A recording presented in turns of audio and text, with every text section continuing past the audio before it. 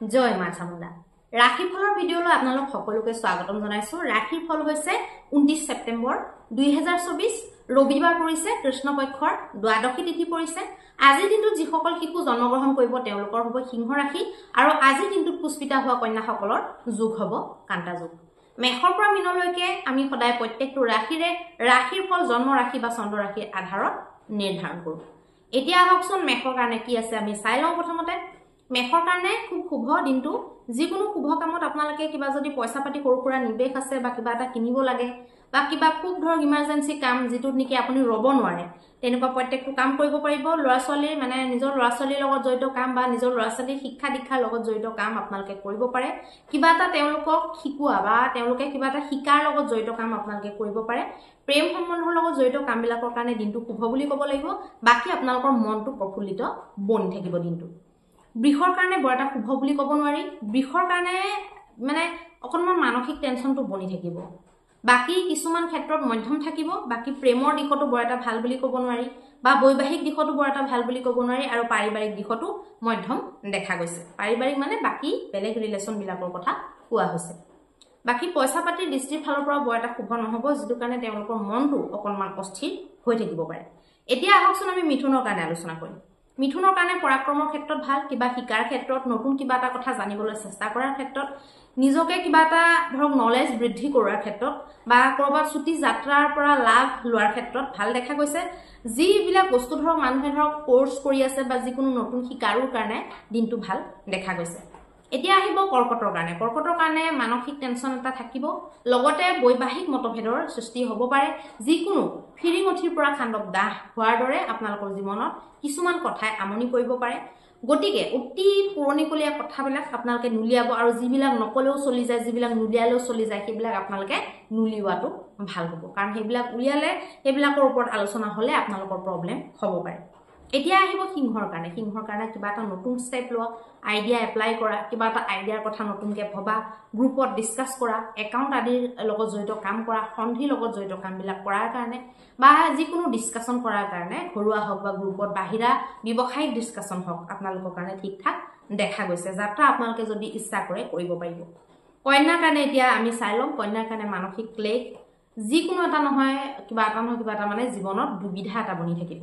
পইচা পাতিৰ ক্ষেত্ৰত আৰু মনটো প্ৰফুল্লিত ৰখাৰ ক্ষেত্ৰত আপোনালোকে নিজকে বৰ ছাকচেছফুল অনুভৱ নকৰিব।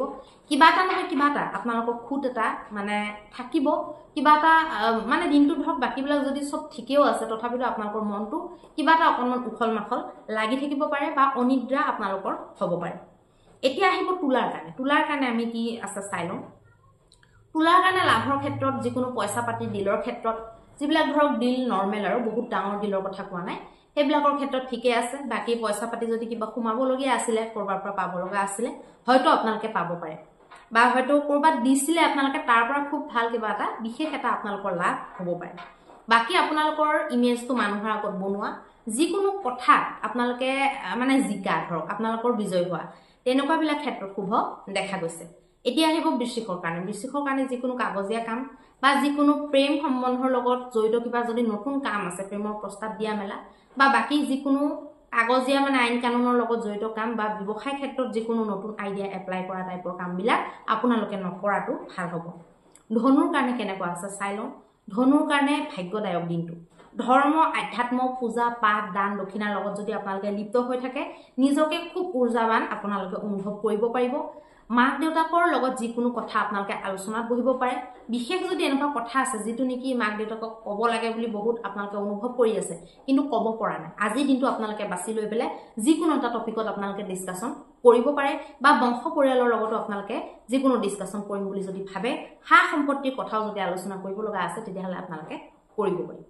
যিকোনো এটা ধৰক এনেকুৱা কাম যিটোৰ পৰা নেকি আপোনালোকৰ দীৰ্ঘদিন ধৰি লাভ হ'ব, তেনেকুৱা কিবা সংবাদো আপোনালোকে প্ৰাপ্তি কৰিব পাৰে। এতিয়া আহিব মকৰৰ কাৰণে। মকৰৰ কাৰণে খুব চিন্তা থাকিব, উখল মাখল এটা থাকিব। ৰিলেশ্যনশ্বিপবিলাকত আপোনালোকৰ বাণীৰ কাৰণে, নিজৰ মুখৰ কথাৰ কাৰণে শত্ৰুতা হ'ব পাৰে, লাগিলে বাহিৰা ৰিলেশ্যন হওক, লাগিলে ঘৰৰ হওক। গতিকে আপোনালোকে বাণীত যদি কণ্ট্ৰল কৰে আৰু যান বাহনবিলাক যদি অকণমান সাৱধানে চলায়, তেতিয়াহ'লে আপোনালোকৰ কাৰণে মংগলময় হ'ব।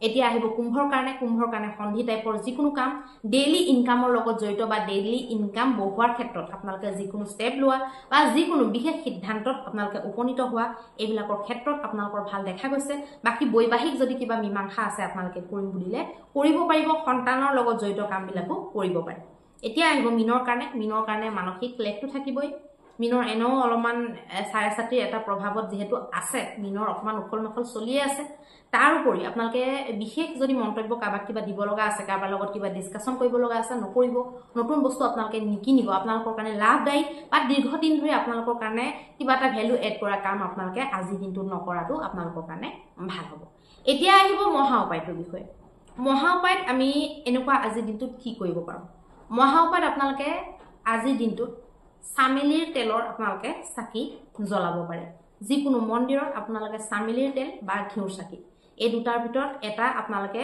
জ্বলাব পাৰে আৰু সেই চাকি গজত আপোনালোকে যিকোনো সুগন্ধি বস্তু দিব পাৰে এতিয়া সুগন্ধি বুলি ক'লে কৰ্পূৰো হ'ব পাৰে কৰ্পূৰো আপোনালোকে দিব পাৰে আৰু লগতে আপোনালোকে গুড় অলপমান গুড় যদি ধৰক গৰুক খুৱাই দিয়ে বা কোনবা যদি দুখীয়াক দান দিয়ে বা মন্দিৰতো যদি আপোনালোকে পূজাৰীক দিয়ে তেতিয়াহলে আপোনালোকৰ কাৰণে শুভ দেখা যাব আৰু পৰাপক্ষত মৰ্নিং শুই উঠি আদিত্য হৃদয় স্তোত্ৰ আপোনালোকে নিজে পাঠ কৰিলে তো ভাল নিজে পাঠ কৰিব নোৱাৰিলেও আপোনালোকে ইউটিউবত লগাই পেলাই শুনিব পাৰিব ধন্যবাদ